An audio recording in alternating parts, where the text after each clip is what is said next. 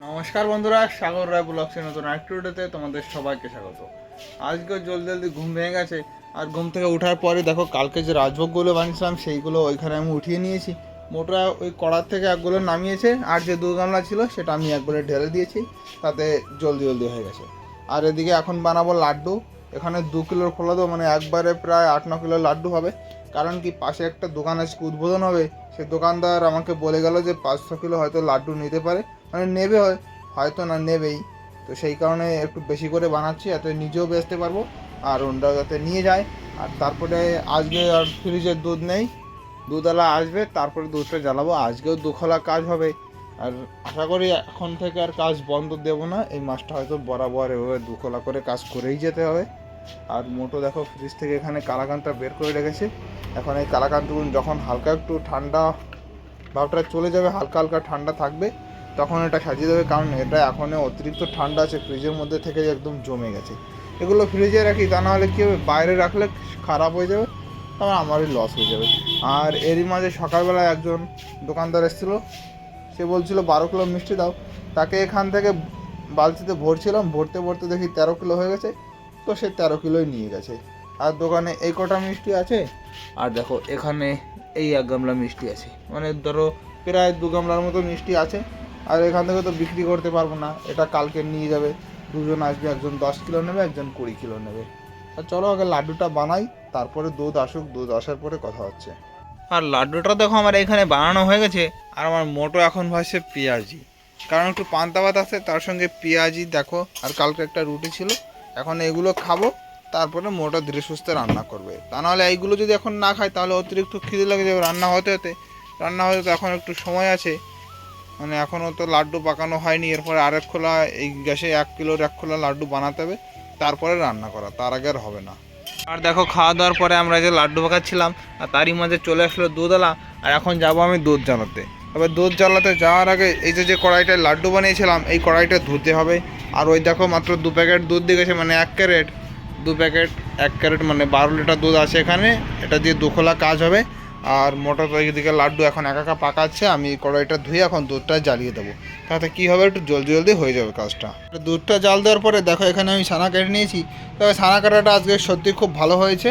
আর এই কড়াইতে এখন একটু দুধ জ্বালাবো, কালকে তো দুধ জ্বালাইনি, 2-3 দিন আগেরকার দুধ রয়েছে ফ্রিজে। দেখো তোমাদের একবার দেখিয়ে দিই, এই দেখো, এই দেখো এই 2 প্যাকেট দুধ রয়েছে। এই 2 প্যাকেট দুধ এখন জ্বালাবো, একটু পরে জ্বালাবো। এই জলটা যখন এখান থেকে সেকে ফেলে দেবো, তারপরে জ্বালাবো। তা নাহলে কী হবে, দুধটা যদি ছিটের মধ্যে আসে তাহলে ছানাটা একটু সমস্যা হতে পারে, সেই কারণে একটু পরেই জ্বালাবো। কিছুক্ষণ পরেই এদিকে আমাদের ছানা ঠান্ডা হয়েছে, তাই এখানে দুটো ন্যাকড়ায় ঝুলিয়ে দিয়েছি। আর রস এখনও ওঠাইনি, একটু পরে ওঠাবো। আর মোটরে যে সকালের রান্না হয়ে গেছে, আজকে ডিম ভাজাছে আর কি একটা শাক ভাজা করেছে। আর এইখানে সেই 1 খোলা লাড্ডু এখনও রয়েছে, এই লাড্ডু খোলা খাওয়া দাওয়ার পরে পাকাবো, মানে মোটো পাকাবে আর আমি ছানা চাপা শুরু করবো, জলদি কাজে বসে দেবো। তারপরে এদিকে আমি ছানাটা 1 চাপ দিয়ে দিয়েছি। আর দেখো এদিকে রস উঠিয়ে দিয়েছি, তবে রসটা একটু হলুদ হলুদ দেখা যাচ্ছে, কারণ রাজভোগের রস ছিল তো। রাজভোগে যেহেতু একটু কালার দেওয়া হয়, সেই কালারের কোনো ক্ষতি হয় না, খাওয়া যায় সেই কালারেরই। আর যখন এটা চিনিটা দেওয়ার পরে, যখন চিনির রসটা বানানো হয়ে যাবে, হালকা একটু দুধ দিয়ে দিলে রসটা পুরো পরিষ্কার হয়ে যাবে, তারপরে এই হলুদ কালারটা থাকবে না।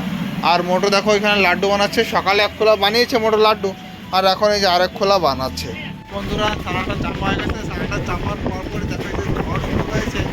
আমার কথাটা তো তোমরা বুঝতেই পারছো যে কেমন খাওয়া হয়েছে। দিক দিয়ে দেখো, আমি তো তাকাতেই পারছি না ভালো করে, এতটা মেঘ হয়েছে, বিশাল মেঘ হয়েছে, আর অতিরিক্ত ঝড় হচ্ছে। এই ঝাপটা এখনই নামিয়ে দেবো সামনে, তার হলে হতে পারে কি ভেঙে চুকে উড়ে যেতে পারে, সেখানে ঝাপটা আগে নামিয়ে দেবো। আর রস এখনও হয়নি, ওইদিকে হচ্ছে। আর মোটো কলের কাছে একটু ধোয়াধুয়ি করছে। বন্ধুরা প্রায় আধা ঘন্টা 1.5 ঘন্টার মতো ঝড় হলো, তারপরে যে বৃষ্টি শুরু হয়েছে। সাধারণত বৃষ্টি পড়া দিয়েছে, বড় বড় ফোট পড়েছে, সেই কারণে দেখো। আর মাঝে মাঝে হাওয়া আসছে, হাওয়ার কারণে আমার কাউন্টার হয় যে পুরো জলে ভিজে গেছে। আর আমরা এখনও কাজ করব না, এখন ঠান্ডা ঠান্ডা লাগছে, একটু শুয়ে বসে থাকবো, যখন ঝড় বৃষ্টি পুরো থেমে যাবে তারপরে কাজ করব। আর দেখো প্রায় আধা ঘন্টা পরে বৃষ্টি কমে গেছে। আমি এই ঝাপটা এখন তুলে দেবো, তবে এখন তুলবো না, যাচ্ছে একটু বাজার করে নিয়ে আসবো, একটু ডাল আনতে হবে। কারণ মোটো বলছে কি রাত্রেবেলায় খিচুড়ি খাবে, সেই জন্য যাচ্ছি একটু ডাল আনতে। খিচুড়িটা ভালোই লাগে, তারপরে আবার একটু ঠান্ডা ঠান্ডা আবহাওয়া আছে। আমি আবার মাংস ছাড়া খিচুড়ি খেতে পারি না, তবে মোটো বলছে যে না মাংস আনতে হবে না, কাজ তো এখনও হয়নি, অনেক কাজ রয়েছে, সেই কারণে আজকে আর মাংস খাওয়া হবে না, পরে একদিন খাবো খিচুড়ি দিয়ে মাংস। তো বন্ধুরা আমি বাজার থেকে চলে এসেছি, আর বাজার যখন গিয়েছিলাম মোটো তার সঙ্গে সঙ্গে ফোন করেছিল যে একটা জিনিস পেয়েছি। আর সেই জিনিসটা কি দেখো, তোমাদের একটু দেখিয়ে দিই। ওই দেখো কত ছোট একটা কচ্ছপের বাচ্চা, একটু বের করো না। দেখো মোটো মোটো পেয়েছে, এই মোটো এই নিয়ে 4-5টা কচ্ছপ পেলো। আমরা কিন্তু কচ্ছপ খাই না, মানে এইগুলো খেতে হয় না আদৌ। ওই কি করছে, ওই কচু গাছের ওইখান দিয়ে হেঁটে যাচ্ছিল, তাই মোটো দেখো যে ধরে নিয়ে এসছে, কত ছোট আর বিশাল স্পিডে দৌড়ায়, সেই কারণে আমাকে দেখানোর জন্য এই জায়গায় রেখে দিয়েছে। একটু পরেই ছেড়ে দেবো, কারণ বৃষ্টি হয়েছে হালকা, সেই কারণে হয়তো কচ্ছপগুলো বেরিয়েছে, আর এখানে হয়তো বড়গুলোও থাকতে পারে। কচ্ছপটা কিন্তু খুবই ভালো লাগছে দেখতে, আর মোটো এই নিয়ে 4-5টা পেয়েছে, আর আমরা একটু পরেই ছেড়ে দেবো, কারণ এত ছোটো কচ্ছপ রেখে কী বা করবো, শুধু শুধু কষ্ট হবে। একে ওই পিছনে একটা গর্ত আছে, এর আগে একটা ছিল গর্ত ছিল, মানে এর আগে একটা কচ্ছপ পেয়েছিলাম, সেই কচ্ছপটা ওই গর্তে গিয়ে ছেড়ে দিয়ে এসেছিলাম। এটাও ওই পাশে গিয়ে ছেড়ে আসবো, তা নাহলে কী হবে, শিয়াল কুকুরে একে খেয়ে নেবে। এখন আমি যাচ্ছি এটাকে ছাড়তে, আর এত সময় যাইনি কারণ কি বৃষ্টি পড়ছিল, আর বৃষ্টিটা এখন কমে গেছে, আর বৃষ্টি পড়ার মধ্যেই আমি ফ্যাটটাও দিয়ে দিয়েছি। আর আমি যাচ্ছি এখন পিছনে একটা আছে, মানে পুকুর আছে, সেই পুকুরের মধ্যে এটাকে ছাড়ার জন্য, কারণ এইখানে ছেড়ে দিলে হয়তো তোমরা ভাবতে পারো যে আমরা আবার ধরে খেয়ে নিয়েছি। আদৌ আমরা এসব খাই না, কচ্ছপের মাংস কোনো দিনই খাই না আমরা, পশ্চিমবঙ্গে এমনিও পাওয়া যায় না, তারপর আমরা এমনিতেও খাই না। তো এটাকে এখন যাচ্ছি ছাড়ার জন্য। ওই যে একটা গাছ আছে না, ওই যে ওই গাছের ওইখানে একটা পুকুর আছে, সেই পুকুরে এটা ছাড়তে যাচ্ছি, কারণ তোমাদের জন্য এসব করতে হচ্ছে, নয়তো আমি ঘরের ওইখানেই ছেড়ে দিতাম, তোমরা ভাবতে পারো যে আমি খেয়ে নিয়েছি, সেই কারণে আবার একে ছাড়ার জন্য যেতে হচ্ছে। এই দেখো গাইজ, আমি এখন ছেড়ে দিচ্ছি, তোমরা আবার ভাবতে পারো যে মিথ্যা কিনা ঠিক কিনা ভুল। এই দেখো এর মধ্যেই ছাড়ছি, তোমরা দেখতে থাকো। কিন্তু দেখলে ফেলে দিলাম, এই দেখো মগের মধ্যে কিছু নেই। এখন যাচ্ছি বাড়ি গিয়ে আরামসে কাজ করি। কচ্ছপটা ছেড়ে আসার পরে দ্বিতীয়টা, মানে প্রথমটা ওইখানে কড়াইতে ছেড়ে দিয়েছি, আর দ্বিতীয়টা এখানে এখনও ফেট দিইনি, ফেট দেবো। আর তারই মাঝে দেখো বাইরের আবহাওয়া, আবার মনে হচ্ছে রাত্রেবেলায় মেঘ আসবে আসবে ভাব, পুরো দেখো অন্ধকার হয়ে এসছে, আর একটু হলুদ হলুদ ভাবও আছে, মনে হচ্ছে ঝড়ও আসতে পারে, এখনও বলা যাচ্ছে না কি হবে, তবে কিছু একটা হলে তোমাদের অবশ্যই জানাবো।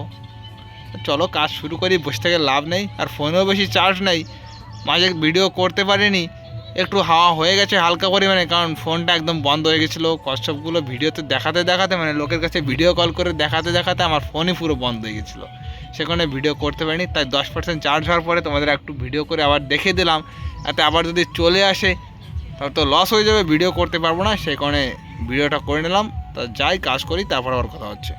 আর যে ভয়ানক মেঘ হয়েছিল, কিন্তু ঝড় বৃষ্টি কিছুই হয়নি, তবে এখন একটু গরম পড়েছে, আর হাওয়া বাতাস একদমই নেই। আর এদিকে দেখো আমাদের দ্বিতীয় খোলার কাজ হয়ে গেছে, প্রায় আধা ঘন্টা আগে হয়েছে, কিন্তু আমি এখন দেখাচ্ছি কারণ আমার ফোনে চার্জ ছিল না। আর প্রথম খোলার কাজ এইখানে, আর মোটো ওইদিকে রান্না করছে খিচুড়ি। আর কী হচ্ছে জানো বন্ধুরা, মানে আমরা যে খিচুড়ি খাচ্ছি, কারণ ঝড় বৃষ্টি হয়েছে, ভেবেছিলাম যে একটু ঠান্ডা ঠান্ডা থাকবে, সেই কারণে যে খিচুড়িটা রান্না হচ্ছে। কিন্তু যখন খিচুড়ি বাজারটা সব কিছু করা হয়ে গেছে, ডাল আনা হয়ে গেছে, তারপরে ভেবেছিলাম ঝড় বৃষ্টি হবে, কিন্তু আর হলো না কিছু। এখন একটু গরম পড়ছে, এখন কী আর করা যাবে, খিচুড়ি খাওয়ার ইচ্ছা হয়েছে, তাই দুজনে এখন খিচুড়ি খাবো। আবার অন্য একদিন আমার একটু মাংস হলে ভালো হয় খিচুড়ির সঙ্গে, কিন্তু আজকে মোটো বললো যে না আনতে হবে না, পরে একদিন আনবো, সেদিনকেও ঝড় বৃষ্টি হোক, তারপরে দেখা যাবে খাবো কি খাবো না, আগের থেকে বলা যাচ্ছে না। আর আমি এখনও স্নান করিনি, মানে কাজটা শেষ হওয়ার পরে আমি আমার ফোনটা একটু পরিষ্কার করছিলাম, ফোনের চার্জারের যে পয়েন্টটা থাকে সেখানে একটু নোংরা ছিল। আর দেখো লাইটটা চলে গেল আমার এইখানে, পয়েন্টটা পরিষ্কার করা হয়ে গেছে। এখন মোবাইলটা চার্জে বসাবো একটু, তারপরে যাব আমি স্নান করতে। আর স্নান দান করে এসে যখন খেতে বসবো তখন তোমাদের সঙ্গে কথা হবে, তার আগে আর কোনো কথা হবে না। তো বন্ধুরা দেখো, এই যে আমাদের খিচুড়ি রান্না হয়ে গেছে, আর খিচুড়িটা দেখতে খুব ভালোই লাগছে, উপর থেকে মোটো কি একটু মশলা ছড়িয়ে দিয়েছে। আর এটা রান্না হয়েছে, মানে খিচুড়িটা রান্না হয়েছে গোবিন্দভোগ চাল দিয়ে। আর এখানে উত্তরপ্রদেশের গোবিন্দভোগ চালগুলো খুবই সস্তা, মাত্র 70 টাকা করে কেজি। আর পশ্চিমবাংলায় কত করে আছে আমি সঠিক জানি না, তবে 70 টাকার বেশি আছে সেটা আমি জানি। তো বন্ধুরা আমি খাওয়া দাওয়া করি, আর আজকের ভিডিওটি এখানেই শেষ করছি। সবাই ভালো থাকো, সুস্থ থাকো, আর আমার চ্যানেলটি সাবস্ক্রাইব করে আমার পাশে থাকো।